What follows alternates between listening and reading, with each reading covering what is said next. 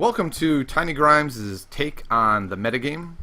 This takes place after the tournament on August 30th, 2014, the second of the World Championship qualifier events.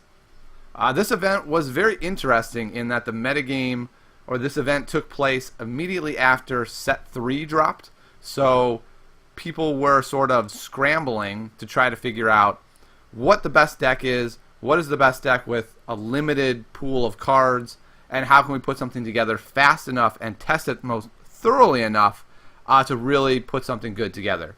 And with these limitations, it seems that a bunch of people gravitated towards the same type of architect, essentially using the Brood Queen, which is a new card, and much like the Scourge Flame Sorcerer, she is able to do an activate, blow up another guy, to blow up one of your own cards to blow up your opponent's cards. What makes her so amazing, though, is when paired with Utera, she gets to drop a second creature when she comes into play, and one that has poison. So essentially, you can put the drop in front of something else big to poison it, kill it slowly over time. You can use that as the creature you're blowing up.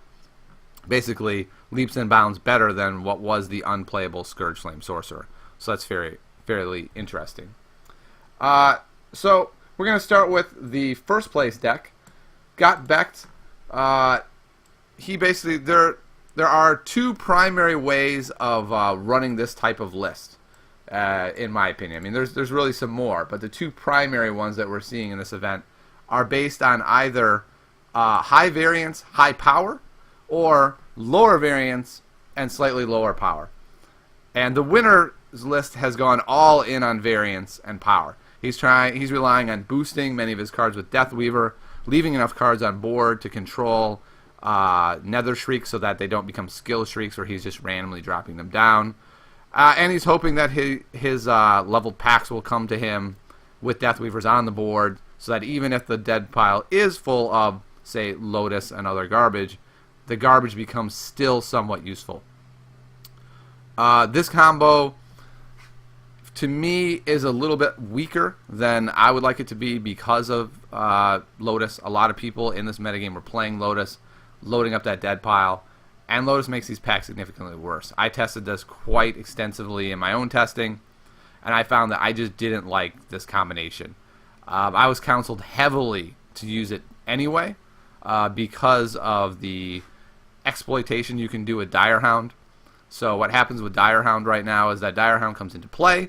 It's a 5/5 that reduces a creature by 5/5 and supposedly is gone from the game. But currently the way Direhound is functioning is it goes to the dead pile. So what you're able to do, if you can get absurdly lucky, is go turn 1 Direhound into turn 1 Varna's Pact and just do crazy things because you get a second Direhound who reduces a second guy by 5, puts another body on the board, and you basically level the pack for free. So it's a really high-end, high-power way that you can start the player level. But if that doesn't come off right, it can be a little bit dicey. What I find most interesting is that the high variance versions of these decks were the ones that were placing, and the highest variance version, gotta be KD's deck, is the one that won. It's very interesting to me, and I think not as good that he's only running 2 Doom Riders and 1 Devourer.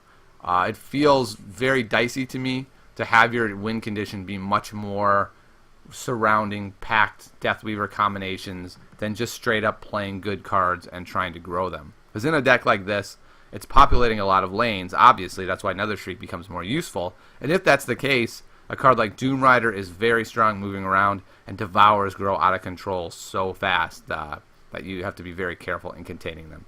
So essentially, gotta be KD's deck is like the high variance version of the deck, but a super high power level. When I say high variance, I don't mean like he's relying on luck. He is relying on luckier things to happen. Like he gets in a lot of situations where Nether Shriek will be not a 1 in 4 shot like other decks. He can control a lot of lanes. It becomes a 50-50 shot. And if he can hit them, like he did on me, he can blow you out really quickly. All right, let's move on to the second place list. The second place list belongs to Zwaxor. Zwaxor's list, I personally like better. I feel like his deck is much more geared around the more consistent build. And I feel like this deck can be very consistent. Brood Queen puts multiple guys on the board. You've got Doom Rider jumping around. I love Echo Wisp in this metagame. I had Echo Wisp in my deck. I feel like Echo Wisp is an excellent choice. I think Cull is really critical for the mirror. He hits not only Brood Queen under-leveled, but he also hits Doom Rider before I can get going.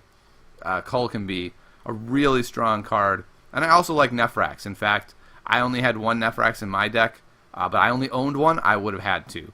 I'm a little bit surprised he doesn't have Devourer in his deck. I feel like Devourer would be a really good choice. I think he's essentially chosen Deathweaver over Devourer because you don't want to have too many must-level guys.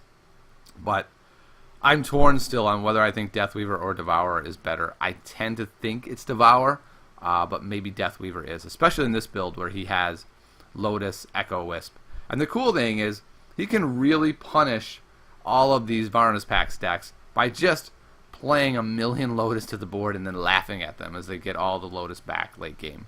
So this is the deck that I would be much more tempted to play. Electrophile played a really interesting deck. His deck is kind of crazy, and I don't mean that in a bad way. Like it's crazy in a good way.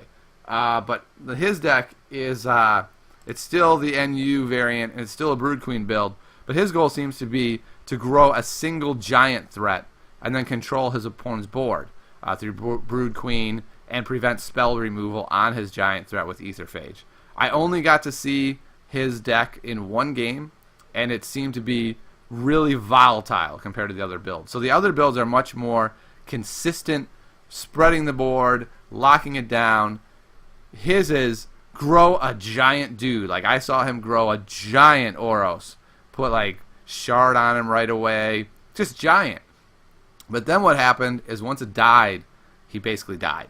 And that seems to be kind of scary, especially in a metagame where Brood Queen is so popular. I have to think that Brood Queen is going to be able to take those big threats off the board.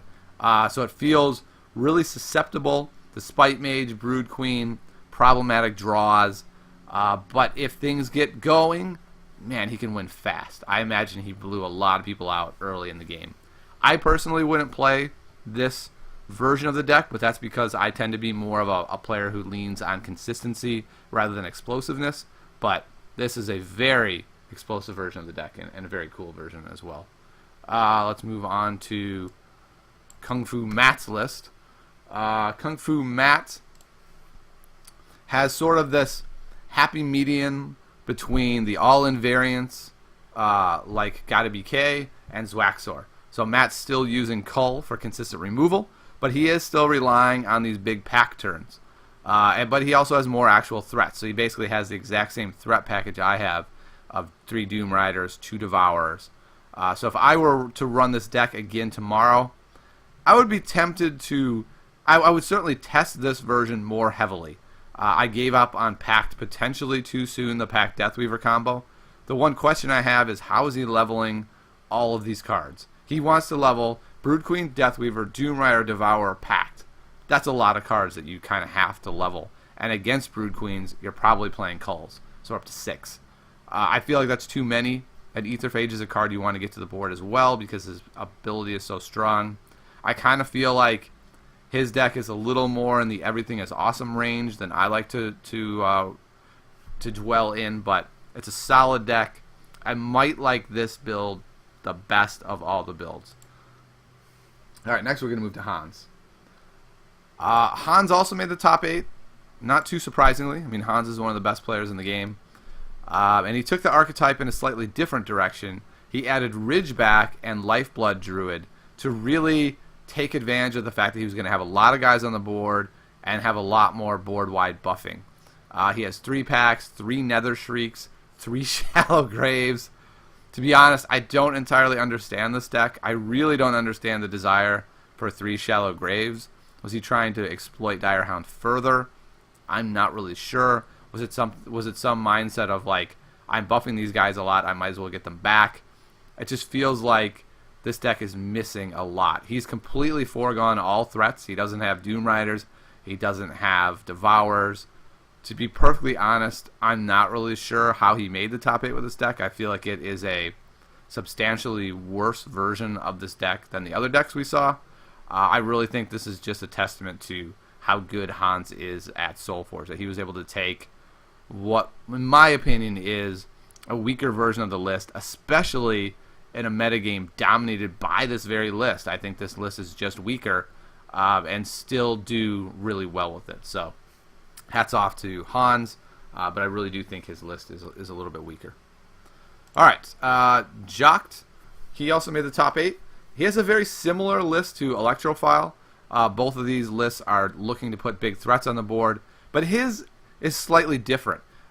It seems like he doesn't have to go quite as much into all-out buffing one threat. He just has lots of big guys. So he has Ebon Skull Knight, Ridgeback, Oros. He can do the same kind of deal where he can shard them if he wants, but he can also just have huge guys running around the board putting pressure on. Aetherphage 1 is decent for that at 7.5, but level 2, he becomes amazing at a level 11.9. He's very hard to remove. I'm kind of surprised with this approach that he hasn't found a way to also fit Eidolon in. Maybe he just felt like this is enough big threats. Eidolon levels so poorly. I don't really want him in this deck. So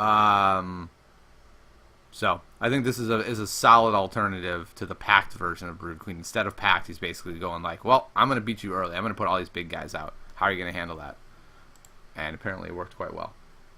Mappo is our lone soldier who decided to forego UN in the top 8.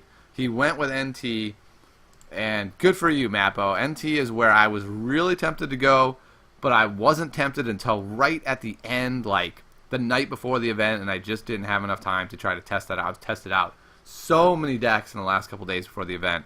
It's one of the reasons why I wasn't as dialed in on the mirror, because I played so many different decks. But Mappo, it's interesting because it seems like he still felt compelled to exploit the Direhound Varna's Pact combination. Even though he's not running the UN deck, he's still got that combo. It might also be because of the Brood Queen. He wanted to be able to fill more lanes than you normally can with NT, and being able to do it sort of for free by exploiting Direhound is a really good way to do it. I like this archetype quite a bit as a response to the Brood Queen meta. Devourer is excellent in the matchup. He has 6 cards that remove Brood Queens and Spite Mage and Cull. I think that's really critical. I also like the inclusion of Cinderbound Barbarian as an underdrop that does tons of damage when he comes in. He probably dies when he comes in, fueling your Devourer. He's pretty solid. In my build of this deck, I would play more Frostmane Dragons as they occupy multiple lanes, fuel your Devourers, do cool stuff. And I'm a bit skeptical about running Epidemic right now. It's so funny because I feel like Epidemic is very well placed right now because a lot of people aren't expecting it. But I also feel like with Aetherphage running around, you can't really rely on it, and it doesn't do quite enough under-leveled. So like if they pull it out of your hand when there's the turn you want it, they pull it. Come back around to level 2 and you get it again, and you're like, this is not doing enough anymore. All the guys are bigger. If this was a 2, it'd be great. So because of that, I feel like I would probably pull Epidemic and put in something else. I'm not entirely sure what that would be. Certainly I would put in 2 Frostmane Dragons. But I like the idea of being able to combat Brood Queen, not just with spells and Cull, because they can pull those, but I feel like Spite Mage is really, really strong right now against decks like that. Okay, so that's the top 8. So if you look at this tournament, clearly Utera, Necri, and Brood Queen decks were all the rage. They were everywhere. However, in analyzing these decks, we reveal something even more startling, and that's that the top decks almost entirely used Varna's Pact. And I really think this was fueled by their desire to exploit the current issue concerning the banished state of Direhounds and being able to get a free Pact and getting lots of play out of Direhounds. So I think one way to fix this metagame, if we decide there is a problem, is simply taking care of that. I think that issue will clean up the metagame quite a bit in itself, because it's a very powerful play on turn 1 to be able to go Direhound reduce, Pact into Direhound, reduce more. You basically get 2 5/5 creatures and reduce something by 10/10. It's very strong. But even despite the predominance of UN, I think it's interesting how many different versions of these decks we saw. So we saw some that were really all in on high power, high variance. We saw others trying to mitigate the situation by being very consistent. We saw some trying to take a middle ground. We saw other builds trying to do a beatdown style. We've got Hans's kind of crazy deck where he's thrown in 3 Shallow Graves into the mix. Basically, there's a whole different variety of how these UN decks are running. So while on the surface it looks like a really boring metagame, I actually find those metagames to be very interesting because you're not really sure. Someone plays a Brood Queen and you're not really sure, like, okay, what variant is this guy running? Because if he's running Varna's Pact, I'm going to play tons of Lotuses and completely screw that Varna's Pact as early as I can. I need to be careful about not having stuff die early that he can get back and exploit. So I think it can be an interesting, even if this was the metagame, I think it could be sort of interesting. Now, I've seen basically a sky is falling type reaction to the tournament, like, Stoneblade ruined the metagame, it was so good. I really disagree with that. I think we need to focus heavily on the fact that the set was out like a week and a half, maybe it was 2 weeks, I'm not sure. But because of that, people were gravitating towards the easy deck. Brood Queen was really easy to find. Everyone found it immediately. Everyone was sort of secretly, like, it seemed to me like everyone was like, no, Brood Queen's not that good. No.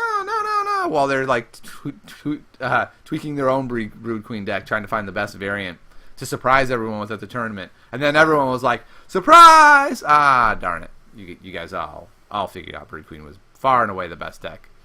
But it was the easy one to find. There's only one new legendary needed in Doom Rider, and to be honest, you could get away without Doom Rider. And he was also sold as card of the day, so most people had him.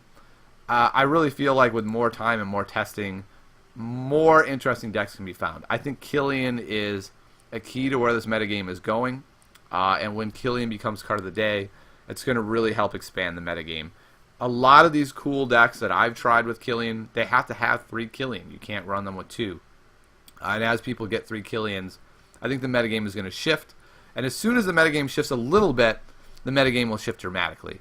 Because right now it's basically you have to have an answer to Brood Queen.